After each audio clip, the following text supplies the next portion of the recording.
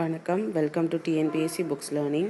இன்றைக்கி நம்ம பார்க்க போகிற டாபிக் 7th ஸ்டாண்டர்ட் டேர்ம் 1 சயின்ஸில் ஃபஸ்ட் யூனிட் மெஷர்மெண்ட்.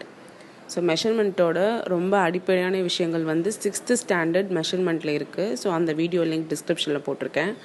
உங்கள் மெஷர்மெண்ட் பற்றி எந்த ஐடியாவும் இல்லை அப்படின்னா கண்டிப்பாக அந்த வீடியோவை பார்த்துட்டு இந்த வீடியோ பார்த்தீங்கன்னா உங்களுக்கு ஒரு நல்ல ஒரு ஃப்ளோ கிடைக்கும்.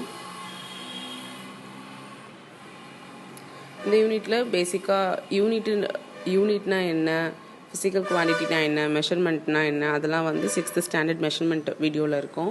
ஸோ இங்கே நம்ம பார்க்க போகிறது mass, weight, distance, temperature, volume, இது எல்லாமே வந்து ஃபிசிக்கல் குவான்டிட்டிஸ்.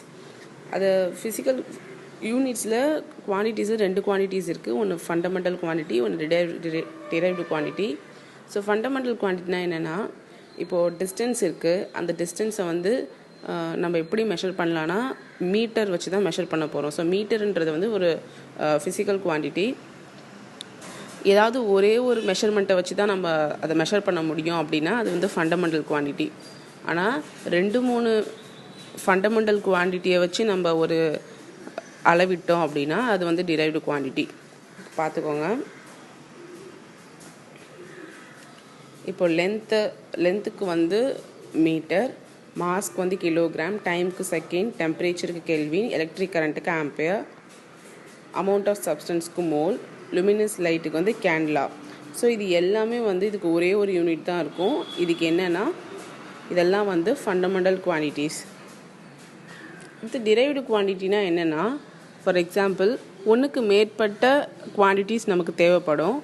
அது எப்பப்பெல்லாம் தேவைப்படும்னு கேட்டால் 2D டயக்ராம்ஸ், 2 டைமென்ஷன் இருக்கிற டயக்ராமுக்கும் 3D டயக்ராம்ஸ், இது எல்லாத்துக்குமே வந்து நம்ம ஒன்றுக்கு மேற்பட்ட ஃபண்டமெண்டல் குவான்டிட்டிஸை நம்ம எடுத்துப்போம். ஃபண்டமெண்டல் குவான்டிட்டிஸ்னால் மீட்டர், இப்போ பார்த்தோம்ல சில யூனிட், செகண்ட்ஸு, இதெல்லாம் வந்து ஃபண்டமெண்டல் குவான்டிட்டிஸ்.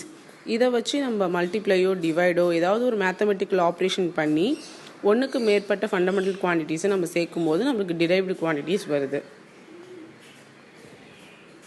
இப்போ டிரைவ்டு குவான்டிட்டிஸ் எக்ஸாம்பிள் கொடுத்துருக்காங்க பாருங்கள். ஏரியா அப்படின்னும் போது அதுக்கு லென்த்து, பிரெத்து அப்படின்னு 2 டைமென்ஷன் இருக்கும். லென்த்துன்றது ஒரு டிஸ்டன்ஸ் தான், பிரெத்துன்றது டிஸ்டன்ஸ் தான். ஸோ அதோட யூனிட் என்னவாக இருக்குன்னா மீட்டராக இருக்கும். ஸோ m×m என்ன கிடைக்கும்னா m².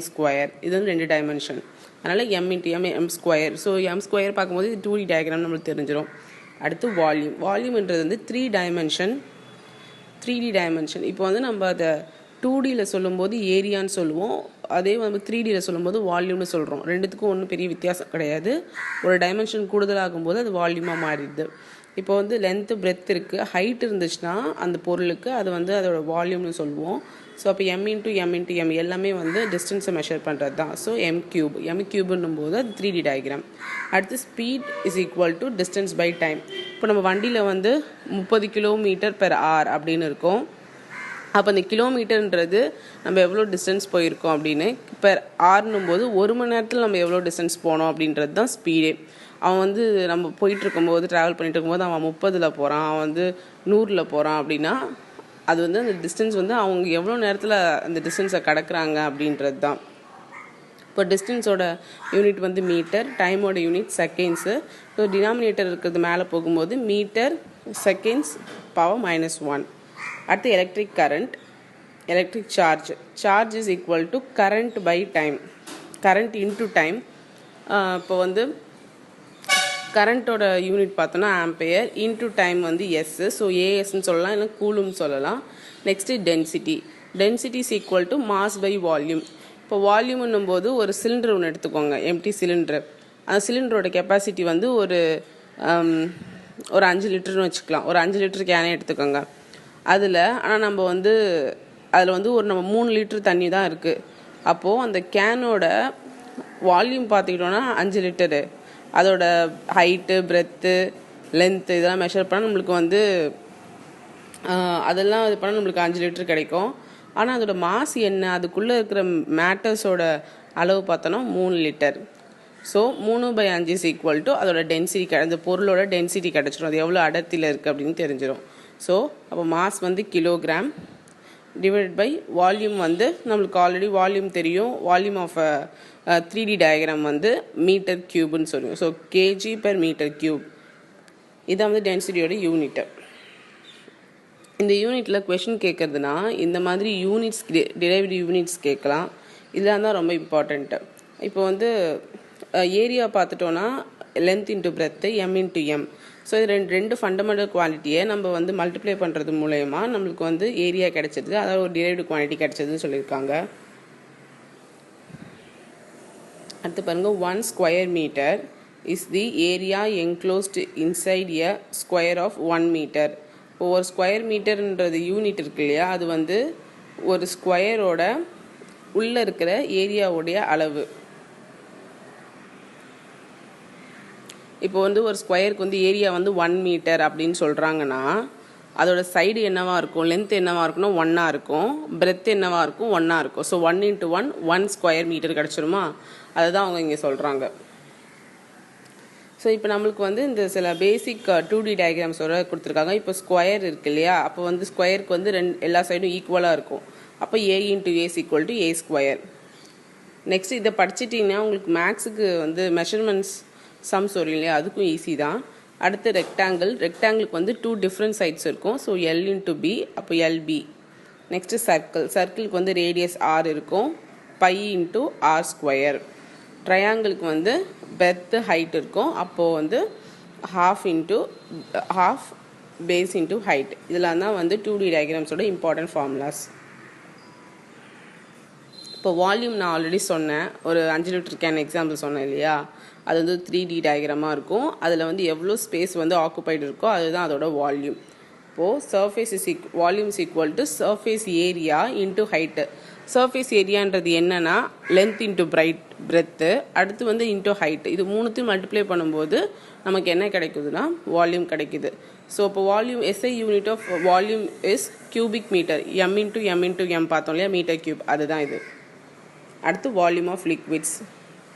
ஸோ நம்ம லிக்விடை வந்து ஸ்கேல் வச்சுலாம் மெஷர் பண்ண முடியாது. ஸோ லிக்விட்ஸுன்ற போது நம்ம வந்து சில மெஷரிங் கண்டெய்னர்ஸ் மூலயமா தான் மெஷர் பண்ண முடியும். அதான் டிஃப்ரெண்ட்டாக கொடுத்துருக்காங்க. இதில் வந்து சில யூனிட்ஸ் கொடுத்துருக்காங்க, மெஷரிங் யூனிட்ஸ் கொடுத்துருக்காங்க. 100 ml நமக்கு தெரியும், டெய்லி பால் வாங்குறது இல்லை வந்து ஜூஸ் வாங்கும்போது எண்ணெய் வாங்கும்போது நம்ம பயன்படுத்துகிறது தான். 1000 ml 1 லிட்டர், இல்லைனா 1 லிட்டர் = 1000 cc சொல்லலாம், இல்லை சென்டிமீட்டர் கியூப்னு சொல்லலாம். அடுத்து நிறைய வால்யூமை மெஷர் பண்ணுறதுக்கு நிறைய டேர்ம்ஸ் இருக்குது. என்னென்னா கேலன், அவுன்ஸு, குவாட். இந்த சமைக்கிறப்பெல்லாம் சொல்லுவாங்க இத்தனை அவுன்ஸ் வந்து போடணும் அப்படின்னு சொல்லுவாங்க. ஸோ 1 கேலன்னா எவ்வளோனா 3785 ml. அடுத்து 1 அவுன்ஸ் வந்து 30 ml. ஒரு குவாட்டுன்றது வந்து 1 லிட்டர். ஒரு குவாட் நம்மளுக்கு வந்து டவுட் இருக்காது, 1 லிட்டர் சொல்லிடலாம். அப்போது அவுன்ஸுன்றது வந்து 30 ml தான், ரொம்ப கம்மியானது. கேலன்றது வந்து 3785 ml. அப்போனா கிட்டத்தட்ட பார்த்துக்கோங்கன்னா 3 லிட்டருக்கு மேலே ஒரு கேலன்றது. அடுத்து சில 3D டயக்ராம்ஸை பார்க்கலாம். இப்போ ஸ்கொயர் இருக்கு இல்லையா, அதோட 3D டயக்ராம் தான் கியூப். அப்போ A × A × A. அடுத்து கியூபாய்டு. ரெக்டாங்கிளோட 3D வெர்ஷன் தான் cuboid. So L × breadth × height. Sphere வந்து பார்த்துக்கோங்க 4/3 × π × R³. இது 3D டயக்ராம் இல்லையா. ஸோ இதுக்கு வந்து ஹைட் இருக்கும், லென்த் இருக்கும், பிரெத் இருக்கும். ஸோ லென்த் பிரெத்துக்கு பதில் தான் வந்து இங்கே ரேடியஸ் இருக்குது. So R³. நெக்ஸ்ட்டு சிலிண்டர் பாருங்கள், ரேடியஸ் இருக்கும், ஹைட் இருக்கும். அடுத்து வந்து சர்க்கிள்ன்றதால π இருக்குது. So π × R² × H. ஸோ இதுலேயும் வந்து R² ரெண்டு 2D டைமென்ஷனல். அடுத்து ஹைட்டு வரும்போது 3D டைமென்ஷனல் ஆகிடுது. இப்போ வந்து நம்ம வால்யூமை வந்து ஒரு இர்ரெகுலர் ஷேப்பாக இருக்குது, அதை நம்ம எப்படி மெஷர் பண்ணுறதுனா அதுக்கு எந்த வித ஃபார்முலாவும் கிடையாது. வால்யூம் ஆஃப் லிக்விட் வந்து மெஷர் பண்ணுறதுக்கு ஒரே ஒரு மெத்தட் தான், அது வந்து ஒரு மெஷரிங் சிலிண்டரால் மட்டும்தான் வந்து முடியும். அடுத்து ஒரு முக்கியமானது பார்க்க போகிற டென்சிட்டி. இப்போ இந்த ஃபஸ்ட் எக்ஸாம்பிள் பாருங்கள், ஒரு அயன் பால் இருக்குது, அடுத்து வந்து ஒரு மரக்கட்டை இருக்குது. ஸோ ரெண்டுத்தையும் நம்ம தண்ணியில் போடும்போது இந்த மரக்கட்டை இருக்கு இல்லையா, அது வந்து மேலேயே நின்றுடும், அயன் பால் வந்து உள்ளே போயிடும். ஆனால் கிட்டத்தட்ட பார்த்துட்டு ரெண்டுமே ஒரே சைஸ் தானே, அப்போ சைஸ் வாரியாக பார்த்தா ரெண்டும் ஒரே சைஸில் தான் இருக்குது, ஆனால் வந்து அயன் பால் மட்டும் உள்ளே போயிடுச்சு. அடுத்து பாருங்கள், ஒரு பெரிய மரக்கட்டை அடுத்து வந்து ஒரு காயின் ஒன்று போட்டிருக்காங்க. அந்த காயின் கடகடன்னு உள்ளே போயிடுது, ஆனால் அந்த மரக்கட்டை மிதக்குது. அப்படி பார்த்தா காயினை விட மரக்கட்டை தான் பெருசு. ஸோ எந்த ப்ராப்பர்ட்டியால் இது இந்த மாதிரி சிங்க் ஆக மாட்டேங்குதுன்னு பார்த்துட்டா, இப்போ தான் வந்து அந்த இதில் பார்த்துட்டிங்கன்னா வால்யூம் வந்து மேட்ரே கிடையாது, ஆனால் அதில் எவ்வளோ மாஸ் இருக்குது, எவ்வளோ மேட்டர்ஸ் வந்து அதில் கம்ப்ரஸ்டாக இருக்குன்றது தான் மேட்டரு. இப்போது வந்து மரக்கட்டை இருக்குது, அதில் வந்து சின்ன சின்ன போர்ஸ் இருக்கும். ஆனால் காயின் பார்த்திங்கன்னா எல்லா பார்ட்டிகல்ஸும் ரொம்ப நெருக்கத்தில் வந்து உறுதியாக கட்டமைக்கப்பட்டிருக்கும். அதனால் அதுக்கு டென்சிட்டி அதிகம். அந்த இருக்கிற ஸ்பேஸில் எவ்வளோ மேட்டர்ஸ் வந்து எவ்வளோ பார்ட்டிகல்ஸ் அரேஞ்ச் ஆகிருக்குன்றது தான் முக்கியம். ஸோ காயினில் பொறுத்தளவு அந்த குட்டி இடத்துல நிறைய பார்ட்டிகல்ஸ் வந்து பைண்ட் ஆகிருக்கிறதால, டைட்லி பைண்ட் ஆகிருக்கிறதால அதுக்கு டென்சிட்டி அதிகம், அதனால சீக்கிரம் அது கீழே போயிடுது. ஸோ ஒரு பொருளோட லைட்னஸ் ஹெவினஸ் வந்து எதை வச்சு மெஷர் பண்ணுவாங்கன்னா அதோட டென்சிட்டி, அதோட அடர்த்தியை வச்சு தான். இப்போ டென்சிட்டியோட ஃபார்முலா என்னென்னா மாஸ் பை வால்யூம். ஒரு எக்ஸாம்பிள் சொன்னேன்ல, இது எப்படி சொல்லியிருக்காங்கன்னா எவ்வளோ மாஸ் ஒரு யூனிட் வால்யூமில் எவ்வளோ மாஸ் இருக்குது அப்படின்றது தான் டென்சிட்டி சொல்லுவாங்க. அப்போ density is equal to mass by volume. இப்போ வந்து ஒரு பாத்திரம் இருக்குது, அதில் வந்து ஒரு 10 இட்லி எடுக்கலாம். ஆனால் நம்ம ஒரு 5 இட்லி தான் வைக்கிறோம் அப்படின்னு கேட்டால் அது 10 இட்லி கெப்பாசிட்டியில் 5 இட்லி வைக்கிறோம். இப்போ 5 இட்லின்றது தான் அதோட மாசு. ஆனால் இதுவே அந்த 10 இட்லி வைக்கிறதுல நம்ம ஒரு 50 இட்லி வச்சிட்டோன்னும் போது அப்போ என்ன ஆகுது, பாத்திரம் வந்து சேம் பாத்திரம் தான், ஆனால் அதில் வச்சுருக்க பார்ட்டிகல்ஸ் நிறையா வச்சுருக்கோம். அப்போ எதுக்கு அதிக டென்சிட்டி இருக்குன்னா இந்த 50 இட்லி வச்சுருக்கோம் இல்லையா, அதுக்கு தானே டென்சிட்டி அதிகமாக இருக்கும். ஸோ இதை தான் சொல்கிறாங்க மாஸ் பை வால்யூம். அதோட யூனிட் இருக்கும், மாஸுக்கு வந்து கிலோகிராம், வால்யூம்க்கு வந்து மீட்டர் கியூபு. இதே வந்து சிஜிஎஸ் சிஸ்டம் என்னன்றதெல்லாம் வந்து 6th ஸ்டாண்டர்ட் மெஷர்மெண்ட் யூனிட்டில் இருக்குது, அதை பாருங்கள். ஸோ சிஜிஎஸில் சொல்லும் போது என்னென்னா கிராம் பெர் சென்டிமீட்டர் கியூபில் வரும். இது வந்து எக்ஸாமில் ரொம்ப இம்பார்ட்டண்ட். டிஃப்ரெண்ட்டாக ஒவ்வொரு பொருளோடைய டென்சிட்டி கொடுத்துருக்காங்க. இப்போ வந்து பார்த்துட்டோன்னா காற்றுக்கு வந்து எவ்வளோ டென்சிட்டி ரொம்ப கம்மி பாருங்கள். ஏன்னா ஒவ்வொரு பார்ட்டிகளும் வந்து எட்ட பிளேஸ் ஆகிருக்கும். அதனால் ஏன்னா நம்ம அந்த பார்ட்டிகல்லாம் பிளேஸ் ஆகிருக்கும், நம்மளே நகர்ந்து போகலாம், ரொம்ப டிரான்ஸ்பரண்ட்டாக இருக்குது. அப்போ ஒவ்வொரு பார்ட்டிகளும் எவ்வளோ நகர்ந்து எடுத்து பார்த்துக்கோங்க. அதுதான் இருக்கிறது ரொம்ப கம்மியான டென்சிட்டி உடையது 1.2. அடுத்து கெரோசின் வந்து 800. அதோட விட அடர்த்தியானது எதுனா வாட்டர் வந்து 1000. அது நல்லா ஞாபகம் வச்சுக்கணும். வாட்டர் 1000. வாட்டரை விட மெர்க்குரி ரொம்ப அடர்த்தியானது 13,600. அடுத்து நீங்கள் இந்த சீக்வன்ஸை தெரிஞ்சு வச்சுக்கணும். கேஸ்லாம் அது ஏர் மட்டும்தான் 1.2. இப்போ லிக்விடில் பார்த்தா கெரோசின், வாட்டர், மெர்க்குரி. அடுத்து சாலிடில் பார்த்தா மரம் அது வந்து 7,700, அலுமினியம் 2,700, அயன் பாருங்கள் 7,800. இதனால தான் உட்டையும் அயனையும் நம்ம போடும்போது அயன் சீக்கிரம் உள்ளே போயிடுச்சு, ஏன்னா அதுக்கு டென்சிட்டி அதிகமாக இருக்கிறதால. இதுக்கு டிஸ்டன்ஸ் நம்ம வந்து 2D டயக்ராம் 3D டயக்ராம்லாம் எப்படி மெஷர் பண்ணுறோன்றது பார்த்தோம். அடுத்து நம்ம பார்க்க போகிறது ஸ்பேஸில் இருக்கிற அந்த டிஸ்டன்ஸை எப்படி மெஷர் பண்ணுறது அப்படின்னு. அதுக்கு 2 யூனிட் மெஷர் பண்ணுறாங்க. ஒன்று வந்து ஆஸ்ட்ரானமிக்கல் யூனிட், இன்னொன்று வந்து லைட் இயர். இந்த ஆஸ்ட்ரானமிக்கல் யூனிட்டை வந்து 2 விதத்தில். ஒன்று வந்து இப்போது சன்னுக்கும் எர்த்துக்கும் இடையில அது வந்து ஒரு ஸ்பெரிக்கல் எலிப்டிக்கல் ஷேப்பில் வந்து அப்படியே வந்து ரொட்டேட் ஆகிட்டே இருக்குது, சர்க்குலர் கிடையாது, அந்த ஸ்பெரிக்கல் ஷேப்பில் வந்து ரொட்டேட் ஆகிட்டே இருக்குது. அப்போம்போது என்ன ஆகுனா ஒரு டைமில் பார்த்தா எர்த்து வந்து அதாவது அந்த வெர்டிக்கல் சைடில் பார்த்துக்கிட்டோன்னா எர்த்துக்கும் சன்னுக்கும் ரொம்ப டிஸ்டன்ஸ் இருக்கும். அதே அப்படியே சுற்றி அது பக்கத்தில் வரும்போது ஹரிசாண்டல் சைடில் அதோட பக்க விளைவுகளில் வரும்போது அதுக்கு டிஸ்டன்ஸ் ரொம்ப கம்மியாக இருக்கும். ஸோ இதை வந்து இந்த பக்கத்தில் வருது இல்லையா, அது வந்து பெரிஹெலியான்னு சொல்லுவாங்க. பெரிஹெலியான் அதோட டிஸ்டன்ஸ் பார்த்துட்டோன்னா 147.1 மில்லியன் கிலோமீட்டர். பக்கத்தில் வரதே பாருங்கள் மில்லியன் கிலோமீட்டரில் இருக்குது. இதுவே வந்து தூரத்தில் அந்த வெர்டிக்கல் பொசிஷனில் வருது இல்லையா, ரொம்ப எட்ட வரும் இல்லையா, அந்த பாயிண்ட் வந்து என்ன சொல்லுவாங்கன்னா ஏபிலியான்.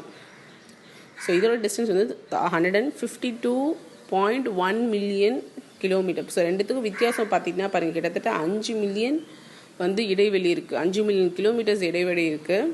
இப்போ ஆவரேஜாக பார்த்துட்டோன்னா ரெண்டுத்தையும் கூட்டி 2ஆல் வகுத்தோம், ஆவரேஜ் பார்த்துட்டோன்னா 149.6 மில்லியன் கிலோமீட்டர் இருக்குது. ஸோ அதுதான் அந்த ஆவரேஜாக இருக்கு இல்லையா, ரெண்டுத்துக்கும் இடையில ஒரு வேல்யூ வருது இல்லையா, அதுதான் வந்து 1 ஆஸ்ட்ரானமிக்கல் யூனிட். இப்போது நெப்டியூன் இருக்குல்ல, நெப்டியூனுக்கும் எர்த்துக்கும் பார்த்துக்கிட்டோன்னா கிட்டத்தட்ட 30 ஆஸ்ட்ரானமிக்கல் யூனிட்டான இடைவெளி இருக்குது. அப்போ 30 இன்ட்டு 149.6 மில்லியன் கிலோமீட்டர்னு போட்டுக்கோங்க. இப்போ எவ்வளோ வரும் பார்த்துக்கோங்க. ஸோ அதுதான் வந்து நெப்டியூனுக்கும் சன்னுக்கும் இடையில இருக்கிற டிஸ்டன்ஸு. எப்போதும் ஒரு சன்னுக்கும் மற்ற பிளானட்டுக்கும் இடையில மெஷர் பண்ணுறது தான் வந்து ஆஸ்ட்ரானமிக்கல் யூனிட். ஸோ சன்னுக்கும் நெப்டியூனுக்கும் இடையில இருக்கிறது வந்து 30 ஆஸ்ட்ரானமிக்கல் யூனிட்டு. இது வந்து கிட்டத்தட்ட 30 டைம்ஸ் வந்து எர்த்தை விட இது. ஏன்னா நம்ம வந்து ஃபஸ்ட்டு நம்ம மெஷர் பண்ணதே சன்னுக்கும் எர்த்துக்கும் இடைப்பட்ட இருக்கிறது தான் நம்ம ஒரு மெஷரிங் யூனிட்டாக எடுத்து அளந்து வச்சுக்கிறோம். அதை வச்சு மற்ற பிளானுக்கு நம்ம கம்பேர் பண்ணும்பொழுதும் நமக்கும் எர்த்துக்கும் எவ்வளோ டிஸ்டன்ஸ் இருக்கிறதும் சேர்த்து கேல்குலேட் பண்ணிக்கலாம். So 1 AU is equal to 149.6 million kilometre. இது வந்து மில்லியனை வந்து 10⁻6ன்னு போட்டுக்கலாம். ஸோ 2 டிஜிட் முன்னாடி போகும்போது 1.496 × 10⁻11 ஆகிடுது. 3 டிஜிட் போகும்போது.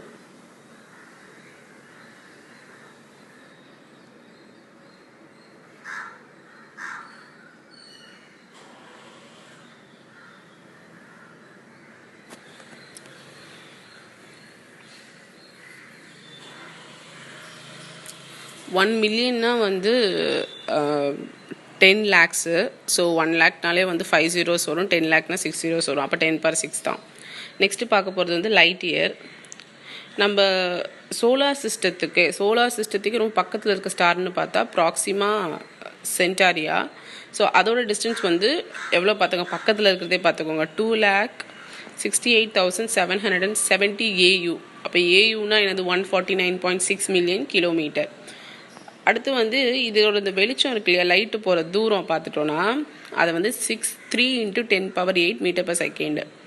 அப்போது ஒரு செகண்ட்லேயே வந்து அது பல லட்சம் ஸ்பீடில் வந்து போகும். அவ்வளோ டிஸ்டன்ஸை வந்து அது கவர் பண்ணும் லைட் அப்படின்றாங்க. So speed of light in vacuum, எந்த தடையும் இல்லாத ஒரு வேக்கம் ஸ்பேஸில் அவ்வளோ ஸ்பீடில் வந்து அது கடந்துடும். இப்போ total number of seconds in a year, ஒரு வருஷத்தில் எவ்வளோ செகண்ட்ஸ் இருக்குன்னு கேல்குலேட் பண்ணிக்கலாம். மொத்தம் 4 வந்து 365. அது வந்து 20 மணி நேரத்துக்கு 60 செகண்ட் 60 மினிட்ஸ். இதெல்லாத்தையும் கேல்குலேட் பண்ணும்போது 3.153 × 10⁻7. ஸோ இதுதான் வந்து கேல்குலேட் பண்ணியிருக்காங்க. இது மொத்தமாக நம்மளுக்கு ஒரு வருஷத்துக்கு தேவைப்படுற செகண்ட்ஸு. இவ்வளோ செகண்ட்ஸ் இருக்கு இல்லையா, அவ்வளோ செகண்ட்ஸ் தான் லைட்டு ட்ராவல் ஆகுது. அப்போது இது ஒரு வருஷத்துக்கு ஒரு செகண்டுக்கு 3 × 10⁸ மீட்டர்/செகண்ட் நம்மளுக்கு கிடைக்கிது. லைட் வந்து ட்ராவல் ஆகுது. அப்போது ஒரு வருஷத்துக்கு தேவை எவ்வளோ செகண்ட்ஸ் இருக்குது, 3 × இங்கே பார்த்துட்டோம் இல்லையா, 3 × 1.53 × 10⁻7. ஸோ அதை மல்டிப்ளை பண்ணால் நம்மளுக்கு என்ன கிடைக்குதுன்னா 9.46 × 10⁻15. இப்போ 1 AU என்ன வேல்யூவு, அடுத்து 1 லைட் இயர் எவ்வளோ வேல்யூன்றதுலாம் அடிக்கடி கேட்குற கொஸ்டின்ஸு. அப்போ 1 light years equal to 9.46 × 10⁻15. 1 AU equal to என்னது 149.6 million kilometre. So 1 light year அது வந்து எவ்வளோனா 1 இயரில் எவ்வளோ டிஸ்டன்ஸ் வந்து அது ட்ராவல் பண்ணுன்றது தான் வந்து கணக்கு. ப்ராக்சிமா இருக்கு இல்லையா, ப்ராக்சிமாவில் 4.22 light years from earth measure பண்ணோன்னா ப்ராக்சிமாக்கும் எர்த்துக்கும் இடையில இருக்கிற டிஸ்டன்ஸ் வந்து 4.22 லைட் இயர்ஸு. அடுத்து எர்த்து வந்து கிட்டத்தட்ட 25,000 light years away from galactic centre. இந்த கேலக்சியோட நடுப்புறத்துலேருந்து பார்த்தோன்னா எர்த்து வந்து 25,000 லைட் இயர்ஸ் தூரத்தில் இருக்குது. ஸோ இந்த டேட்டாலாம் ரொம்ப ரொம்ப இம்பார்ட்டன்ட். இப்போ நம்ம கடைசியாக பார்த்தது அதாவது ஒவ்வொரு 3Dயோட யூனிட்ஸு, அடுத்து ஏயுனா என்ன, லைட் இயர்னா என்னன்றதுக்கான வேல்யூவு, அதுக்கப்புறம் ஒவ்வொரு எர்த்துக்கும் நெப்டியூனுக்கும் இடையில இருக்க டிஸ்டன்ஸு, ப்ராக்சிமாவுக்கும் எர்த்துக்கும் இடையில இருக்க டிஸ்டன்ஸ், எர்த்துக்கும் கேலக்ஸி சென்டருக்கும் இருக்க டிஸ்டன்ஸ்லாம் ரொம்ப ரொம்ப important. End of the session. Thank you for வாட்சிங் மை வீடியோ. கண்டிப்பாக இந்த வீடியோ யூஸ்ஃபுல்லாக இருந்திருக்கும்னு நினைக்கிறேன். தேங்க்யூ.